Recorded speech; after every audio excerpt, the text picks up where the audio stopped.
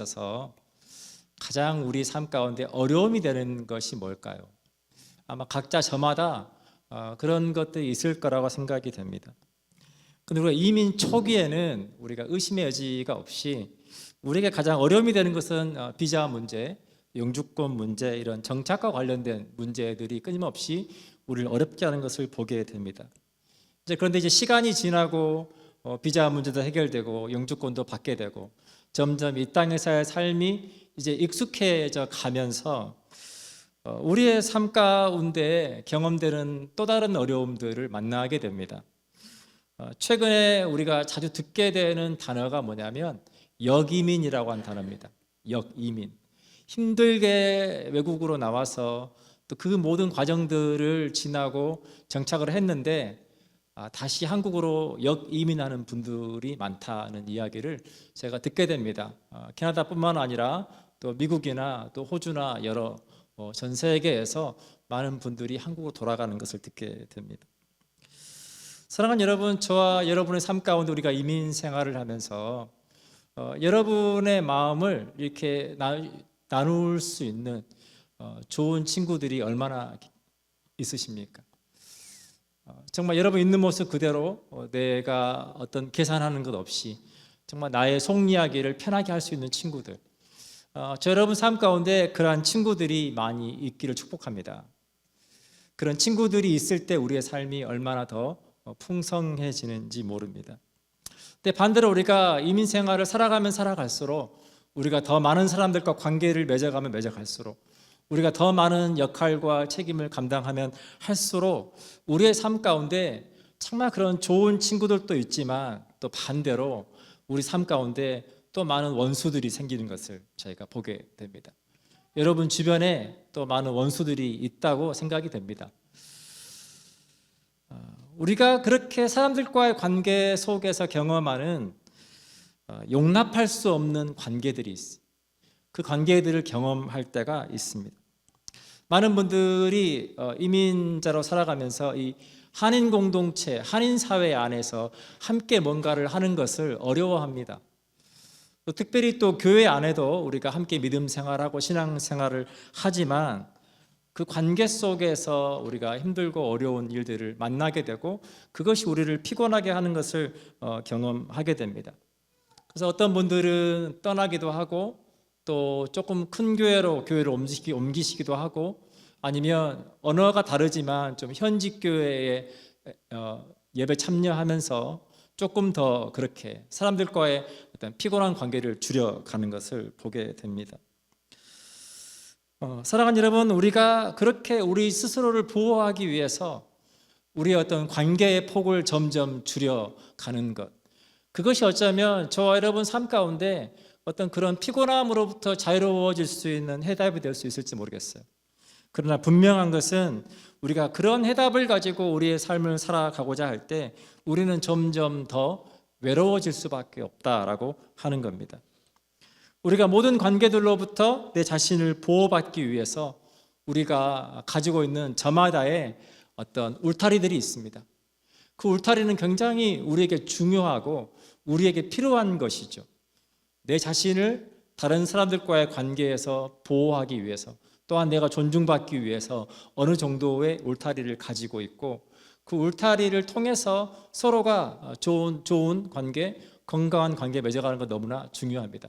그런데 우리가 사람들과의 관계에서 피곤하기 시작하고 상처를 받기 시작하면서 그 벽을 점점 높여가기 시작할 때 그것이 우리를 자유롭게 할 수 있고 편하게 할 수는 있지만 결국 내가 스스로 나를 보호하기 위해서 쌓아 올라가는 그 벽이 나를 외롭게 하고 나를 고립시키는 것을 경험하게 된다라고 하는 것입니다.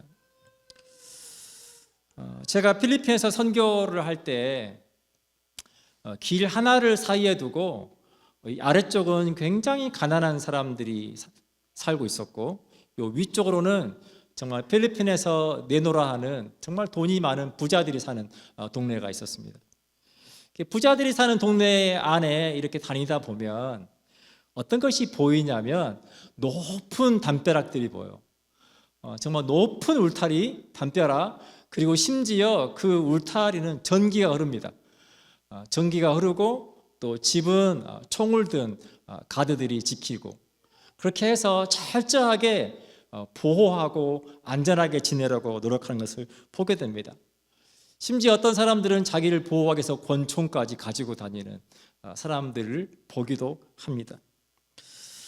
근데 저희가 이제 필리핀 선교를 하면서 이제 처음 정착하자마자 일반 필리핀 사람들이 거주하는 마을로 제가 이사를 해서 그 마을에서 지낸 적이 있었는데, 그 마을에는 마을로 들어오는 진입로가 딱 두 개가 있어요. 이쪽에서 들어오는 진입로가 있고 이쪽에서 들어오는 진입로가 있습니다. 근데 이제 마을 안에 어떤 장례가 생기거나 마을 안에 함께 축하할 일이 있거나 어떤 축제 기간이 되면 이분들이 뭘 하냐면 저쪽으로 들어오는 출입구를 차로 막아요. 이쪽으로 들어오는 출입구도 차로 막습니다.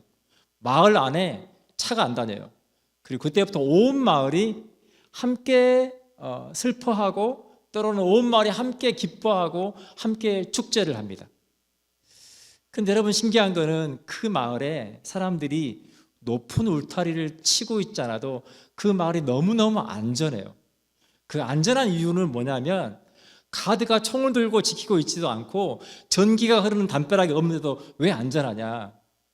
낯선 사람이 그 마을에 들어오면 다 알아요. 서로가 서로를 너무 잘 알고 서로가 서로를 돌보는 공동체적인 관계에 있다 보니까 이상한 사람이 오거나 어떤 뭔가 잘못된 의도를 가지고 누군가가 들어오면 모든 사람이 다 바로 알 수 있게 되어 있어요. 사랑하는 여러분, 제가 여러분에게 두 가지의 삶에 대해서 설명하고 있습니다. 어떤 분들은 그들이 가지고 있는 그 막대한 부를 이용해서 스스로를 지키고 전기 울타리를 치고 살아가는 이들이 있는가 하면, 어떤 분들은 그렇게 서로 공동체를 이루고 서로가 서로를 돌보면서 그렇게 서로가 서로를 섬기며 사랑하며 살아가는 모습이 있다라고 하는 거예요. 오늘 저희가 함께 보고 있는 이 빌레몬서가 저와 여러분에게 주는 너무나 중요한 교훈이 있습니다. 그 교훈은 무엇이냐면 우리 모두에게는 친구가 필요하다라고 하는 거예요. 그리고 하나님께서 우리에게 주신 너무 귀한 특권은 우리가 누군가의 친구가 되어줄 수 있다라고 하는 거예요. 분명한 것은 제가 그 마을에서 살 때 제가 느끼는 느낌은, 이웃들이 단지 같은 동네에 같은 주소를 가지고 살아가는 사람들이 아니라 그들이 내 친구와 같다는 느낌을 갖고 살았다는 거예요. 그 부자 동네에서 그렇게 친구의 느낌을 갖기는 정말 어려울 거라고 하는 겁니다. 여러분, 빌레몬서는 바울이 감옥에서 쓴 옥중 서신 중에 하나예요. 전체의 장이 한 장밖에 되지 않습니다. 그리고 안에 담겨있는 내용도 지금 바울이 빌레몬이라고 하는 사람에게 쓴 지극히 개인적인 편지예요. 어떤 공동체, 교회 공동체에 보낸 편지가 아니라 빌레몬이라고 하는 한 개인에게 보낸 편지. 너무 짧은 한 개인에게 보낸 편지가 어떻게 이 성경이라고 하는 정경 안에 그렇게 들어갈 수 있었을까? 그 이유는 너무나 간단합니다. 이 한 장의 짧은 편지 안에 우리가 믿는 믿음에 대한 핵심적인 메시지가 담겨 있기 때문에 그렇다라고 하는 거예요. 그 핵심적인 메시지를 한마디로 우리가 설명한다면 그것은 용납함이라고 하는 거예요. 용납함. 우리가 그리스도인으로 이 땅을 살아갈 때, 우리가 공동체로 함께 살아가고자 할 때 반드시 우리에게 필요한 것, 우리가 반드시 훈련해야 되는 것이 무엇이냐면 용납함이라고 하는 것입니다. 오늘 본문의 10절입니다. 갇힌 중에서 낳은 아들 오네시모를 위하여 내게 간구하노라. 그가 전에는 내게 무익하였으나 이제는 나와 내게 유익함으로 내가 그를 돌려 보내노니 그는 내 신복이라. 바울은 오네시모라고 하는 사람을 감옥에서 만났습니다. 그리고 그에게 복음을 전하고 그가 예수님을 믿고 그리스도인이 되었어요. 근데 그 오네시모를 지금 뭐라고 표현하고 있냐면, 그가 전에는 내게 무익하였으나, 지금 이 편지를 받아보고 있는 빌레몬, 빌레몬과의 관계에서 그는 무익한 종이었으나 이제는 나와 내게 유익한 자가 되었다. 이 오네시모라고 하는 사람은 빌레몬의 집에 있던 종이었습니다. 노예였어요. 그런데 그가 여러 가지 상황 속에서 주인에게 큰 손해를 끼치고 그가 도망을 친 노비였다라고 하는 거예요. 지금 우리가 함께 살펴보고 있는 당시 시대의 배경, 그 시대의 배경 속에서는 당시 로마와 또 주변 세계의 노예들의 삶은 정말 비참할 정도로 가혹한 삶이었습니다. 그들을 사람들이 어떻게 취급했냐면 그냥 살아있는 도구 정도로 취급했어요. 사람으로 취급하지 않았습니다. 그리고 그들을 어떻게 표현했냐면 영혼이 없는 두 발 가진 짐승, 이 정도로 표현을 했어요.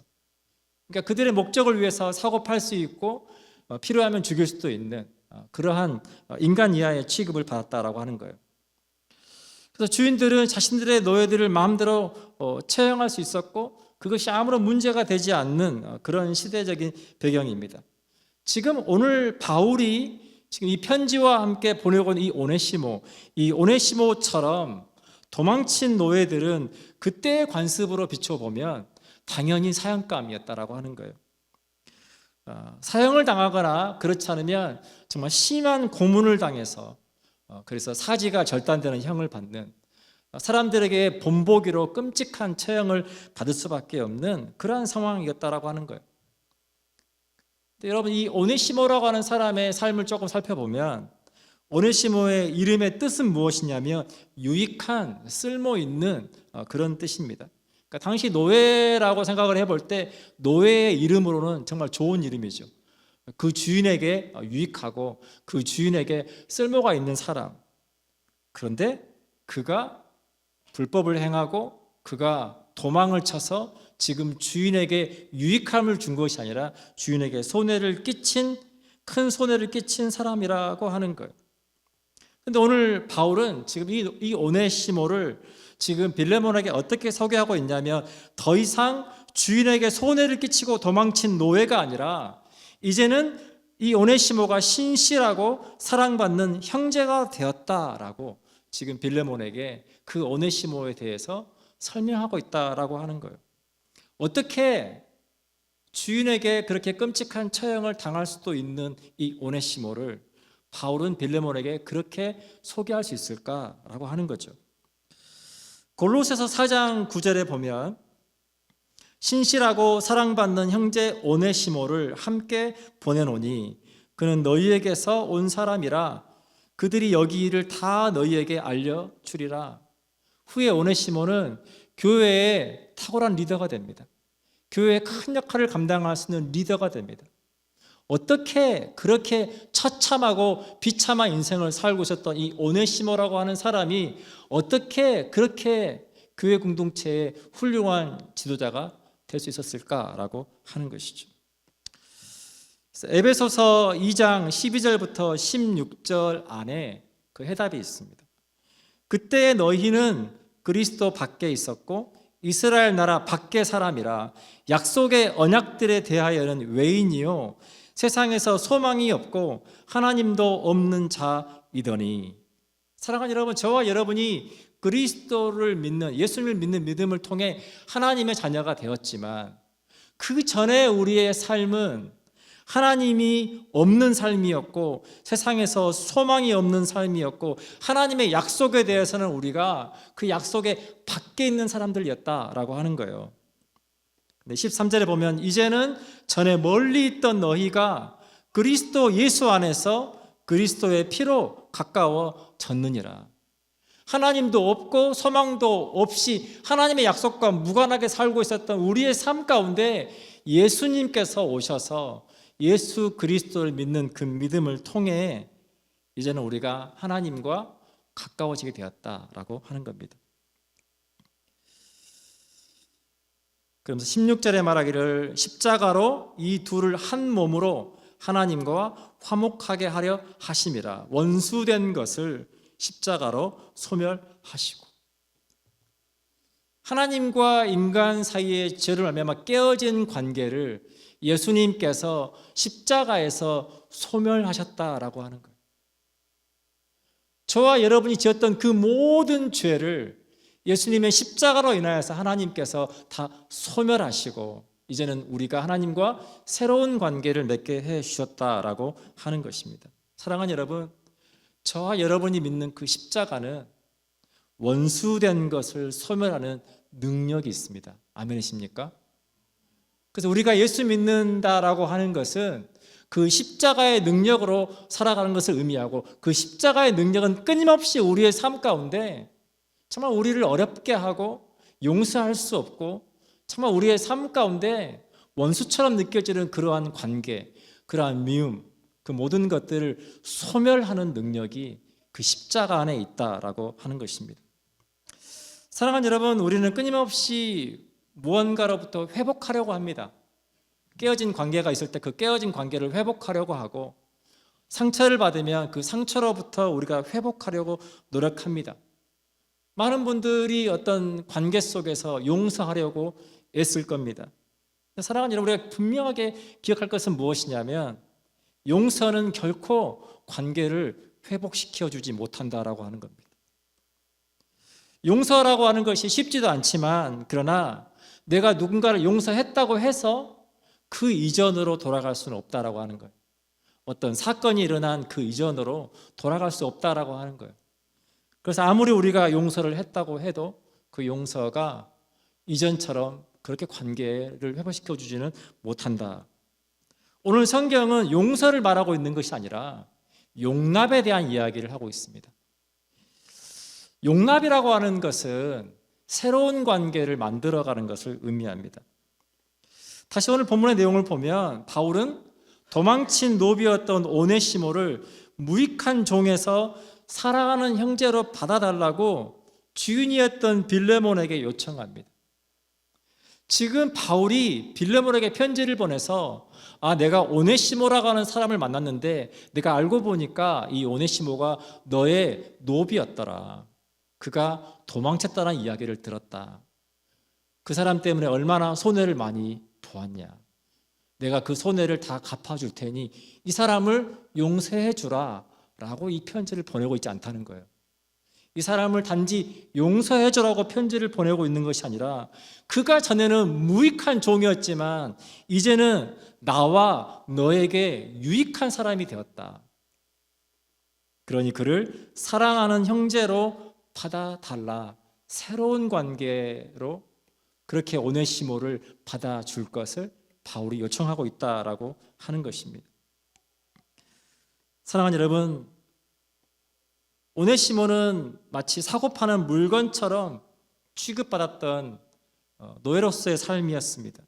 그런데 이제 지금 바울이 예수 그리스도 안에서 이 오네시모를 이제는 손해를 갚아야 하는 범죄자나 정말 물건처럼 취급받는 것이 아니라 이제는 동등한 관계에서 사랑하는 형제로 받아주도록 요청하고 있다라고 하는 것입니다. 사랑하는 여러분, 지금 오늘 본문의 이 이야기는 단지 빌레몬과 오네시모와의 관계에 대한 이야기가 아니라 저와 여러분과 하나님과의 관계에 대한 이야기를 우리에게 해주고 있다라고 하는 것입니다. 바울은 고린도후서 5장 17절과 18절에서 우리에게 분명하게 이렇게 설명해 줍니다. 그런즉 누구든지 그리스도 안에 있으면 새로운 피조물이라 이전 것은 지나갔으니 보라 새 것이 되었도다. 우리가 예수님을 믿는다라고 하는 것은 이제는 새로운 피조물이 되었다. 새로운 관계가 되었다라고 하는 거예요.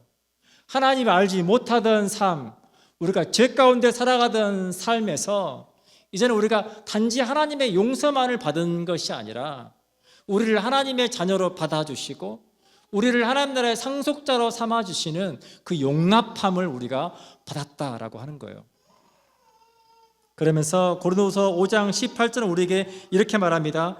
모든 것이 하나님께로서 났으며 그가 그리스도로 말미암아 우리를 자기와 화목하게 하시고 또 우리에게 화목하게 하는 직분을 주셨으니, 우리가 예수님 믿는 믿음을 통해 하나님과 화목하게 될 뿐만 아니라 이제 지금 바울처럼 그 깨어진 관계 속에서 화목하게 하는 역할을, 그 직분을 우리에게 맡겨주셨다라고 하는 것입니다. 우리가 용납한다라고 하는 단어의 사전적인 의미를 찾아보면 그 의미는 너그러운 마음으로 받아주는 것입니다. 너그러운 마음으로 받아주는 것. 사랑하는 여러분, 우리가 그리스도인으로 이 땅을 살아갈 때 우리 안에 용납함이 없으면 우리는 그리스도인이 될 수도 없고 우리가 그리스도인으로 살아갈 수도 없다라고 하는 것을 분명하게 기억할 필요가 있습니다. 오늘 본문 13절입니다. 그를 내게 머물러 있게 하여 내 복음을 위하여 갇힌 중에서 내 대신 나를 섬기게 하고자 하나 다만 내 승낙이 없이는 내가 아무것도 하기를 원하지 아니하노니 이는 너의 선한 일이 억지같이 되지 아니하고 자의로 되게 하려 함이라. 사랑하는 여러분, 우리의 모든 관계 안에는 보이지 않는 힘이 작용합니다. 여러분의 역할이나 여러분의 위치나 여러분의 책임에 따라서 우리 모두는 힘을 가지고 있고 그 힘을 가지고 우리에게 주어진 일들을 만들어가는 거죠. 그 힘은 누군가를 이끌어주거나 누군가를 밀어주는 섬김이 될 수도 있고 그 힘은 누군가를 억지로 끌고 가거나 밀어붙이며 내 뜻대로 이끌어가는 지배가 될 수도 있다라고 하는 겁니다. 하나님께서 저와 여러분 모두에게 힘을 주셨습니다. 남편은 남편으로서의 힘이 있고 아내는 아내로서의 힘이 있고 부모는 부모로서의 힘이 있고 자녀는 자녀로서의 힘이 있습니다.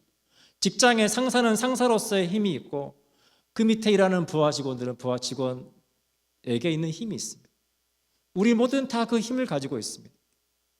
중요한 것은 그 힘의 방향이 섬김이 될 수 있고 그 힘의 방향이 우리가 누군가를 지배하는 것이 될 수 있다라고 하는 것입니다. 오늘 바울은 지금 빌레몬에게 그가 가지고 있는 사도라고 하는 권위, 그 권위를 가지고 내가 오네시모를 만났는데 이 오네시모를 내가 나의 선교 동역자로 내가 함께 데리고 있고 싶어. 그러니 이 오네시모를 용서해라 라고 딱 말한 게 아니에요.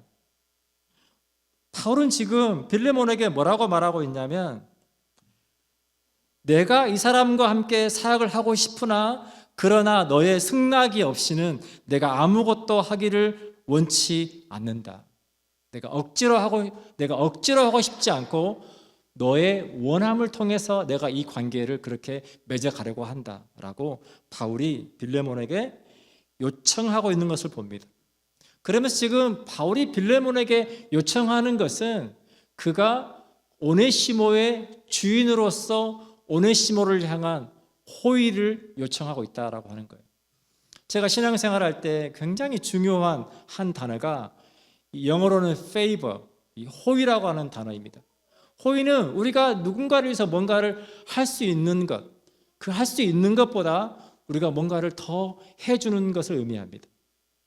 정확한 이유가 있고 그 이유에 맞게 뭔가를 하는 것이 아니라 말로 다 설명할 수 없는 그 무언가를 아무 대가 없이 우리가 베풀어 주는 것, 그것을 호의라고 합니다.